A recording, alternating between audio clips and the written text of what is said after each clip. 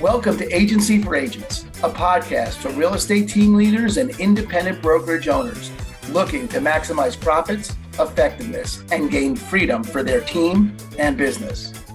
Your hosts, Christine Andreasen and Aaron Hendon, have been running one of the most successful real estate teams in the Seattle area for more than 8 years. They know building a winning team means finding ways to empower, nurture, train, and develop individual agents to discover their own power, their own agency. On the podcast, Christine and Aaron interview thought leaders in real estate and personal growth to help you impact both your performance and your teams. We know it takes a lot, and leaders and brokers that crack that code reap the rewards of success greater than any they could ever achieve on their own. All right, well, Jesse, so just to get started, first of all, we've been looking forward to this for months just because you're one of the favorite people we have to talk to. We just love talking to you. And we looked forward to it for an extra month because when we originally scheduled, Aaron forgot to tell me. I was there. I don't know. I miss you, Christine. No, I'm kidding. It was worth the wait. Thanks for being here. And then just so that people know who you are, get some history, give us some background. Like, how'd you get to be Agent Power Huddle, Jesse Zagorsky, EXP, Maven, just who are you? Yeah, I've been in real estate for 18 years. And I jokingly say I've done every single job in a real estate office. I have been a listing agent, a buyer's agent. I've answered phones and booked appointments for other people. I've been a team leader. I've cleaned toilets. I've been the broker of record. Like, you name it, I've probably done it in an office. And I've been business partners with my mom for my entire career. So I'm a mama's boy. It's awesome. That's awesome. Grateful for that. And I love running teams. I love supporting agents. And I'm also a systems guy. So that's kind of me in a nutshell. There you are. Great. That's excellent. And you're out of San Diego. Well, out of San Diego, California. My last team I ran was about 21 agents. I shrank it until I dissolved it actually about a month and a half ago. So I still do my own deals, but I have some loose agents on a team, but I basically shut down my actual team so I could support more of the organization that I run with inside EXP. Mm-hmm. But also I realized I wasn't cut out to be a team leader. Maybe that's something we want to talk about today. Yeah, that would be great. Now, Christine's a fantastic team leader. Aaron, you're an incredible leader. There's a big difference between being a team leader and a leader. I think I'm a good leader. I was a terrible team leader for real estate business, but we can unpack that if it's useful. Well, that's a good, why? Yeah, tell us what's the difference and why do you say that?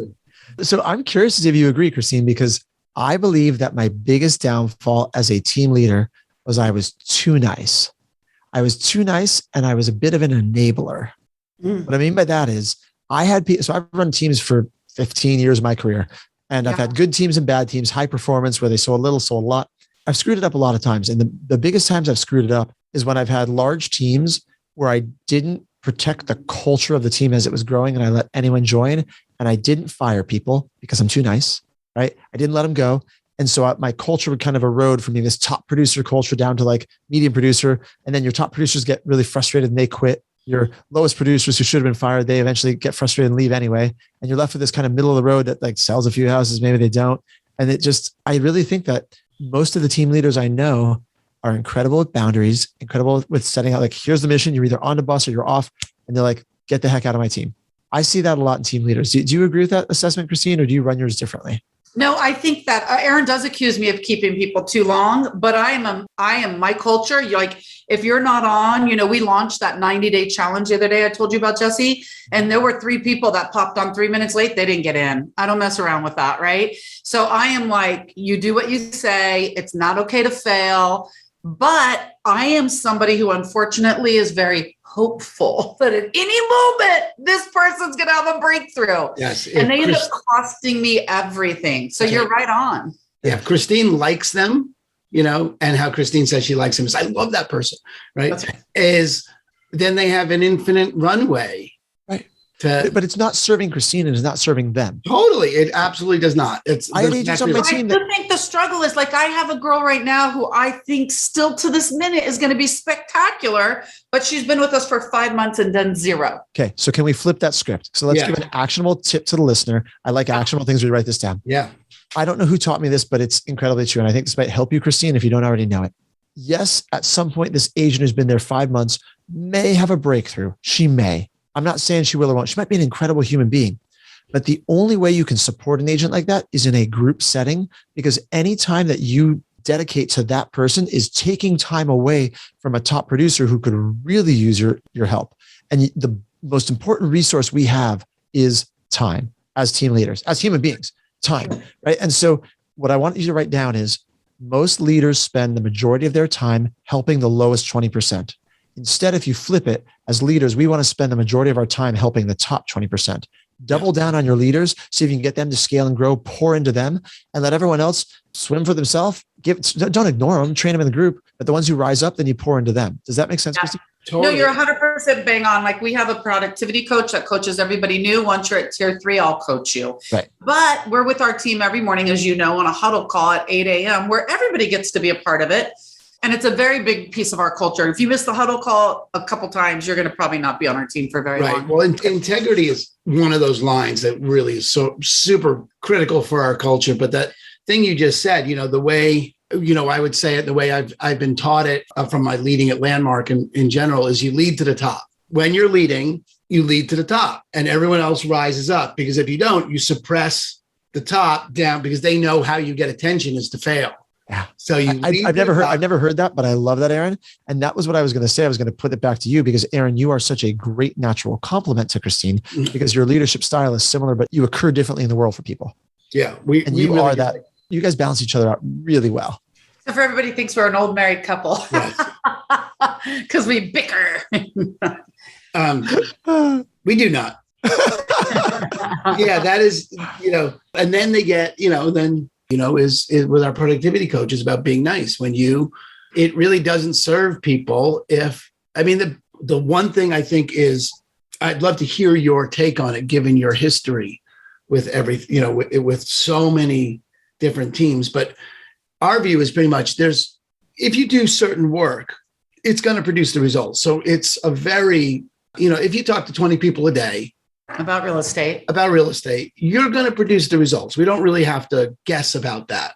How you talk to them, Facebook, social media, whatever, right? Maybe we got to tweak your scripts, but you press in and you talk to 20 human beings a day in 3 months. You might not be baller. That'll be the tweaking. So may I push back on that slightly? I agree, but I also disagree. So I've been saying something a lot lately that I don't know where I got it from, but I'm going to loop it in here. I've been saying the way you feel is more important than what you do. The way you feel is more important than what you do. Okay? Right, we got to talk about this. Exactly the opposite.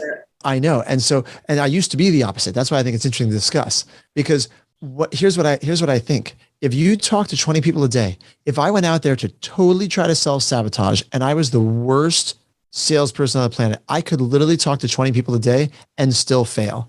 It's not the action. But most salespeople, when you give them a concrete micro commitment, because talking to 20 people a day, it is a challenging thing, but it's still very concrete and it's a stretch for people. So who they become in doing that 20 people a day actually changes who they are being. And it's the way they're engaging with those people, because real estate is a contact sport. 100%. You talk to enough people, you're going to get some success. But I had 21 agents on my team in January of 2019. Guess how many houses they sold in January of 2019? 21 people. None. 21 people and you did 0? I got a full shutout in January of 2019. We sold 0 houses. Okay. I lost $40,000 as a team leader. In February of 2019, I lost $25,000. We sold a few houses, still lost money as a team. That's when I started realizing that I kept doing this law of large numbers thing, just because they were doing the actions, some of them, like crappy actions. If they would have talked to 20 a day, we probably would have sold some houses, but like who they were being in the moment were broken. I'm being very dramatic, but broken shells of human beings. Truly, like the culture in our team was like, I got to do this stuff that sucks that Jesse says to do. And I'm sorry, I'm interrupting. Jump in. Okay, good. But here's what I would jump in with. Okay. So I definitely get what you're saying. And I think you're right. Okay. I don't think you're wrong. I do think you're right. I love being right. The context in which you operate absolutely is going to make a difference in your action. Come on, Jesse, I did this on your 2-minute thing. Teach long something, right? Yep. The context is decisive. If you get on lead gen and you're like, this sucks, I suck at this, life sucks, you're dead, you're dust. Yep. It doesn't matter what you do. Good. Yep. So, but here's the other piece. Okay. Here's the other side of it. I think, Jesse, and you will definitely agree with this. Until you're doing the 20 conversations, until you're taking the actions, I don't care what your mindset is. Nothing's going to happen. The mindset is not going to produce how you feel is not going to produce the result. Correct. They have to go together. You have to take the actions, and then I can coach your mindset, but I can't coach your mindset until you're taking the actions. Yes, it starts with action. It always starts with action. And also, though, I will give credit to Tony Robbins on this one. Mm-hmm. Tony Robbins talks about giving yourself the results before you get the results, right? Yeah. Through visualization. Totally. And so in order to get someone to take the action, because how do you get someone to take action? Like there's only certain human beings that when Aaron and Christine say, go talk to 20 people a day, they're going to say, that sounds great. I'm totally going to do that tomorrow. Yeah. And they're going to say, I'm going to do that tomorrow for like 6 months till they fail off the team. Right? Like, oh, it's already noon. I haven't talked to many people. I'm done with it for today. That's what normal human beings do. But when you can give them a taste or an experience of the results before they actually start doing it, visualize yourself talking to 20 people, visualize yourself, get that perception. So I do think you, in a way, are coaching the mindset a little bit. Totally. Just enough to get them into action, and then you can go and refine the mindset even more. It's 100%. Like our 90-day challenge that we did the other day was so much fun. And we did it live and it was 4 hours or 5 hours. And we dealt with a lot of that. Like they literally, the hardest part was getting them to say what they wanted to do with the money once they got the money. Like, we're like, okay, if you do this many houses, you're going to end up with 90 grand in your pocket. What are you going to do? And they're like, I'd be like, to get them to think outside. They wouldn't think outside that box. And then we're like, and what are you willing to put at stake for that? It was like crickets because they don't have that. Well, they do have the capacity. They don't have that mastery yet. Of mindset. Awesome. Yep. All right. Well, the three of us look, we're 23 minutes in and we haven't talked about how we all are interacting and how we are connected. I know Jesse and I met at a company I will not mention, but so for those of you watching, Jesse is the reason that Aaron and I are at EXP, which was the best move we've ever made. Super excited about it. We're like literally holding on to his coattails and saying, let's go. So, I mean, you've done some extraordinary things in the 3 years you've been with EXP, or just over 2 years, something like that. Can you share a little bit about that with everybody who's watching? Yeah. I mean, and why? Yeah. So the funny thing is you weren't excited about EXP at the beginning. You came kicking and screaming. Do you remember me walking into that lunch? I was like, I'm not changing brokerages. Yeah. You sat down and you bled red and you're like, I ain't coming ever. I'm not going to name your, right? Not going to name your formal company. It's a fantastic company, but like, you're like, I am never leaving. Please don't even talk to me about this, but fine. You want to talk to me. And then once I think you saw what I saw, which was, for me, my favorite part is the collaboration. And it's incentivized leadership that EXP creates. It's not the company. It's not the model. It's the connection of human beings, because this podcast is all about empowerment. Yeah. It creates empowerment in a way that you and I could have never been business partners. I live in San Diego. You live in Seattle. We both run big teams. Aaron's doing his thing. Like, there would be no way in any meaningful light that we could actually be connected. EXP allows us to share and align our financial interests. And now we just get to support and pour into agents. So in my own brokerage, I had 41 agents at my independent company. I'd run it for 14 years. We weren't ever trying to be the biggest, the baddest. We wanted to be a small group of really high level individuals. I think there's a lot of indie brokerages out there like that. So fast forward 3 years later in EXP, I've brought over 36 people to EXP in 36 months. I'm going just on 3 years. So 3 years is 36 months, 36 agents. Some people listening might be like, wow, you recruited 36 people. That's terrible. It's one a month. If any broker owners are listening, just think in your head, you hire a recruiter and they bring you one new agent a month. You would fire them in a month or 2 months, right? They'd be done. And so I brought over 36 people. Those 36 have allowed me to shift some of my transaction-based income for referral-based income, because I referred 36 to the company. They referred other people, referred their friends. I now have a group that I look at it like I own a brokerage. Only legally it's not a brokerage. I own a brokerage of 731 agents. I don't know all 731. I don't talk to all of them. I talk to the ones who are swimming towards me, right? I pour into the ones that we align, but the other ones, when they sell a house, I still get paid part of the commission that comes out of EXP side. And so I'm making 40 grand a month in residual income after 3 years in this company with no expenses and no liability. We're not even talking about stock yet, right? Yeah. And I have over $500,000 in stock, right? Like that I wouldn't have had. I get it. I'm talking fast now, so I probably won't get as emotional, but when I really stop and think about it, I have a 3-year-old and a 6-year-old. Yeah. If I would have kept running the company that I was running, I literally have $500,000 sitting in an account that I don't need that money right now. That money is for my kids. It is sitting there for their college, for their life, whatever they want to do with it. I don't care, right? but it's changed my family's destiny without a shadow of a doubt. Yeah. Yeah. Awesome. I remember sitting there with you and I was 20 minutes into the lunch and I literally. And I told her, and she said, I'm going to this thing with Jesse. They're going to talk about EXP. And I said, okay. I had wanted to go to EXP the previous year. Did you really? I didn't know. I did. And Christine said, no. I just brought on a team leader who was a friend. I was on her dead to me list when I finally left. But he wanted to go. But it was for me that my team wanted to go. And then I saw what I could do for my team sitting there with you. And then I was all bleep. I'm leaving my brokerage. Yeah.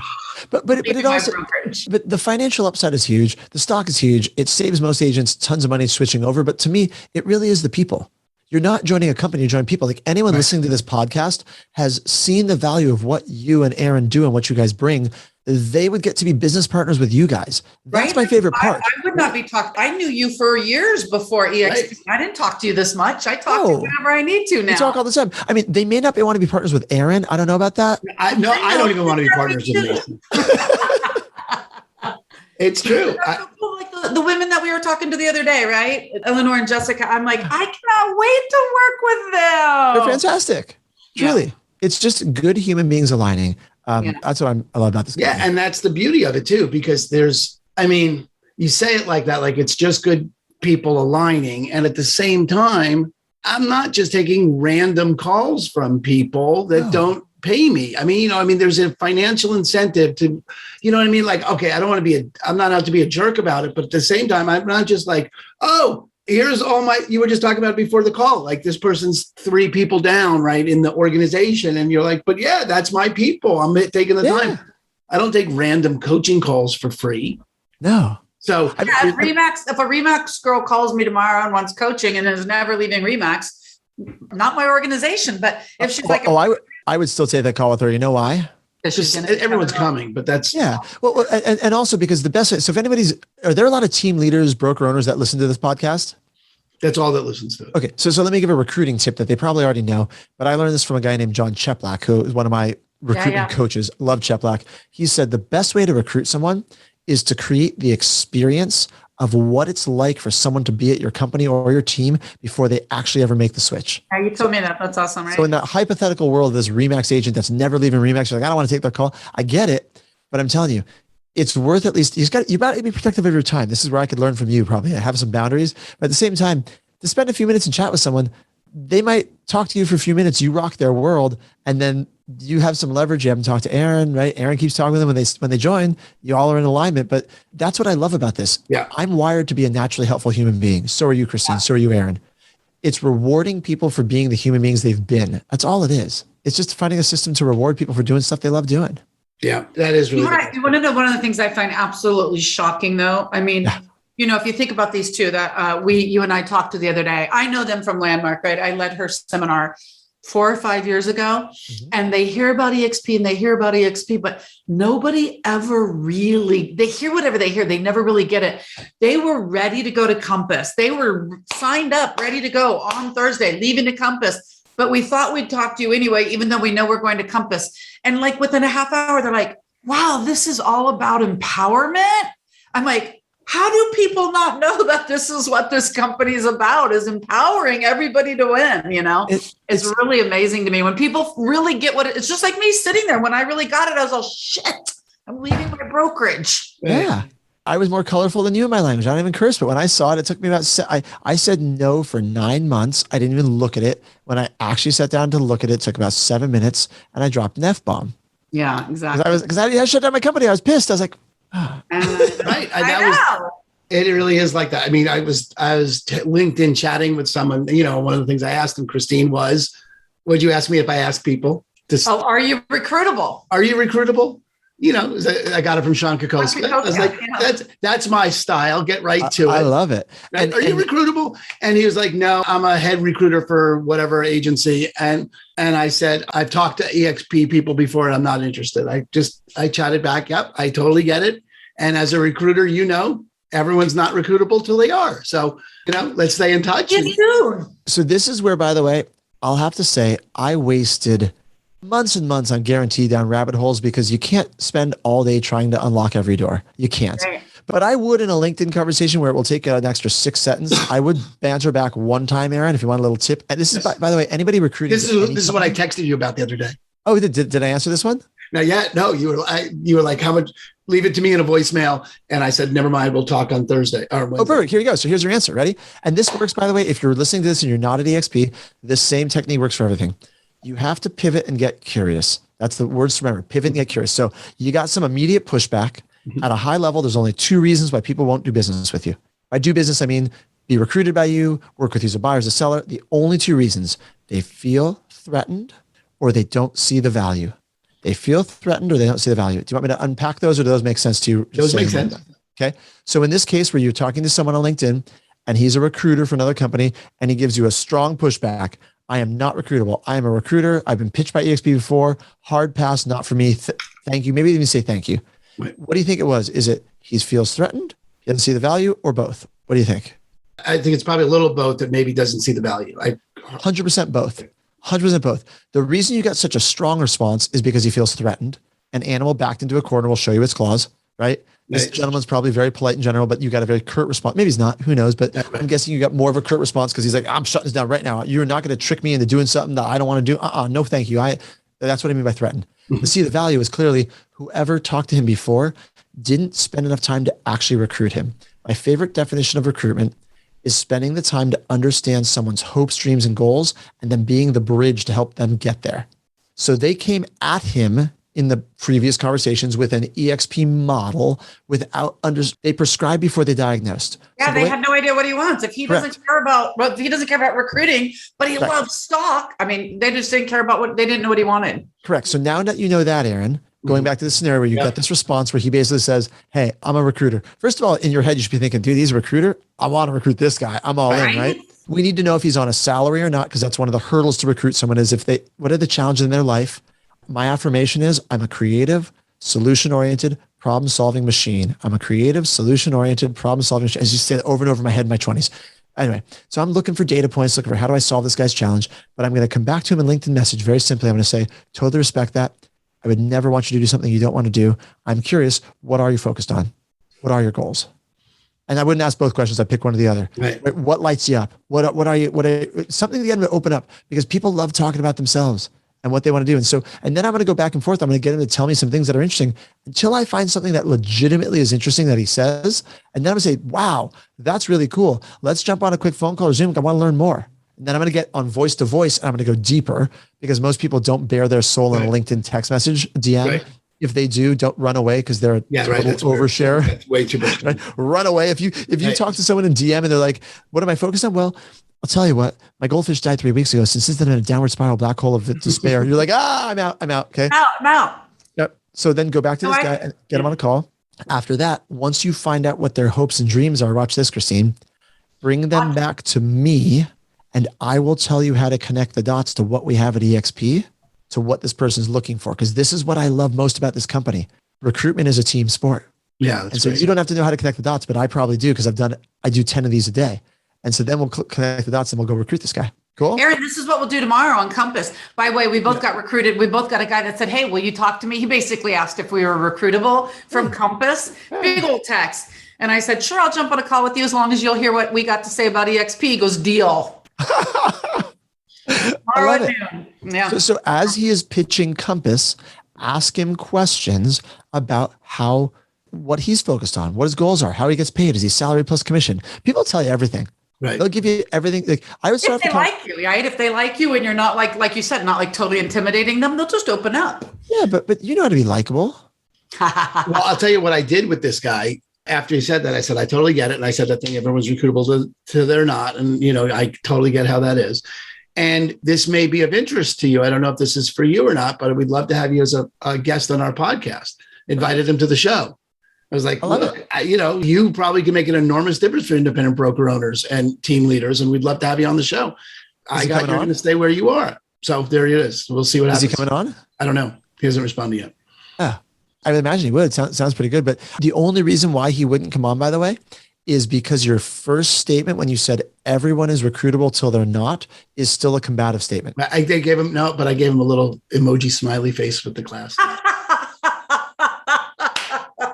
Do you know in the South? Aaron's high D that tries to spit out some I every now and then. Correct. And high Ds are terrible recruiters. No offense, Aaron. Right. If you want to learn to be a good recruiter, you have to channel your inner I or your inner S. Your inner I. I have no inner I. I know, but you want to learn to master recruitment. I mean, you don't have to. You can only recruit other high Ds. If you want to just recruit one group of people, you can alienate, which are great people to recruit. But if you want to alienate 90% of the world, by all means, don't learn or grow. I'm kidding. No, but like, this is your podcast. Spanked on your own podcast. I know. I can't spank. I like it. I love Aaron though, but truly, I know Aaron well enough to tell him this, and he can take it. Like, this is where I've coached enough people who are high Ds in recruitment that this is the hardest part for you. I can totally get it. Because when you talk to someone normally, you say, "Hey, you want to join our team? You want to join Christine and Co. Right? You want to join." Recruitment is the opposite. I tell people I'm joining their team. Right? You want me to join your team? You couldn't afford to pay me as a coach. I'm not for sale. But when you join EXP, I work for you. You tell me what you need. You point me in the right direction. I'm joining your team. That for you as a D, you're like, that's just a weird thing to say, but I'm telling you, it melts people's hearts. When it's great. Like I totally get it. I absolutely that I high D'd him. So that's perfect. I appreciate it. No, but I do. I appreciate it. And as a high D, I appreciate the coach. And you're ready for this? So this will tear it home. Do you have any friends from the South? No. You'll never forget this now, because I've never thought about using the smiley face emoji like this, but you just blessed his heart. Do you know that expression? Right? I do know enough about that. Okay. So when someone's from the South and they're about to trash talk you and rip you apart, they say real kind, bless your heart, but you're a dirtbag. Like what? Like you can basically say anything after bless your heart and get away with it because you just said, well, bless your heart. And then, so by using the smiley face emoji, you didn't actually negate the combativeness, but I appreciate the idea. Right. See, well, actually, I probably am screwed because he's from Oklahoma, so I'm dead. So just write him back bless and say, your heart, Aaron. Just write him back and say, bless your heart. You want to come on our podcast? For those of you listening to the audio version only, Aaron made a hand gesture at me. Right. I gave them the New York version of bless his heart. That is the New York version of bless your heart. Version of bless his heart. Oh, God, we had a Seattle version of it the other day too. I forgot what it was, but it was like, is that bless his heart? I love it. All right. Well, we're beginning this podcast, guys. What else we need in this episode? This is a good one. No, we're like way over already. So we're perfection. Jesse, what books are you reading? Yeah. What books? What book? Ooh, I got a good one. Tell me if you guys have heard of this one. I am reading right now. I got to pull up the name of it. I am reading Jordan B. Peterson, 12 Rules for Life. No. Nope. Ever heard of him? No. I've heard of him. Professor from Canada, gave a bunch of TED Talks that went viral, wrote this book. Someone told me don't buy the book, just watch the TED Talks, but I bought the book anyway because I don't follow He's controversial in his misogynistic. Is he misogynist? I haven't gotten that far yet. Okay. To say he is misogynistic is a weird thing to say because no one is anything or right. But where he's become controversial is his attitude and his orientation can be easily seen as misogynistic. Oh, thank you for telling me. I have not gotten. I literally one chapter into it, and I don't know if it's in the book or not. I don't know. It's talking about. I know in his interviews. Yeah, it's talking about Aaron's high D just interrupting you through the whole time. Oh, I'm good with it. I love it. Dude, this is the type of podcast I like listening to. I'm good with it. So, I know, right? His first chapter talks about lobster biology and the fact that lobsters are one of the oldest evolutionary creatures on the planet, 350 million years old, older than dinosaurs. And there's physiology inside a lobster that is the same physiology inside a human that sets your social order and dominance. And like talks about stand up tall, stand up straight. Chapter 1 had me. I was like, dude, this is rad. But I don't think there's anything particularly wrong with him in particular. And I don't know enough about him, but I do know that that's the controversy that surrounds him. Well, he did talk about male lobsters being better. No, I'm kidding. There's no talk about it. I don't know if do lobsters have genders? I have no idea. I'm sure they have genders. They must, right? Are there male and female lobsters? How do you tell? Yeah. Because it's like crabbing where you have to throw the females back. So how do you know? How do you know? People know. What do you mean? How do you know? I don't know. You don't know? I'm going to Google a picture of a male lobster and send it to you later. I can't, Jesse. I'm out. I don't want to know what you're going to find when you Google that. All right. So books I'm reading that book. This is my favorite book of the last year. This is a physical book I got at my desk. Very little controversial about this guy. Yep. That's the Bulletproof Podcast, Coffee guy, right?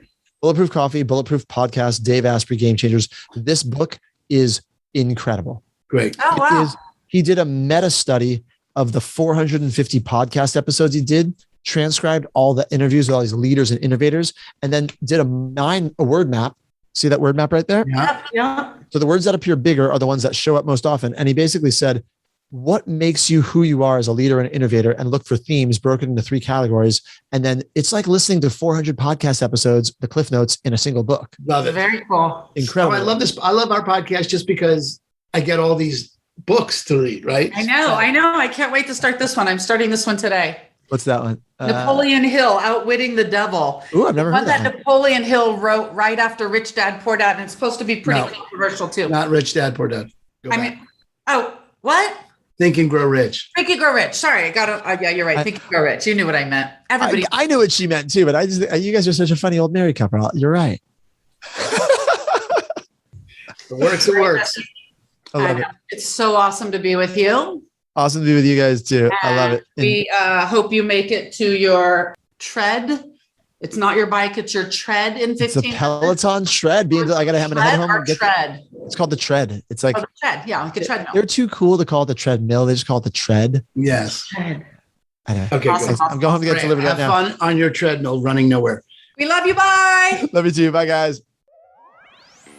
Thank you for tuning in to another episode of the Abundant Life Podcast, brought to you by Christine and Company and eXp Realty, the global online brokerage powered by top agents and cutting-edge technology.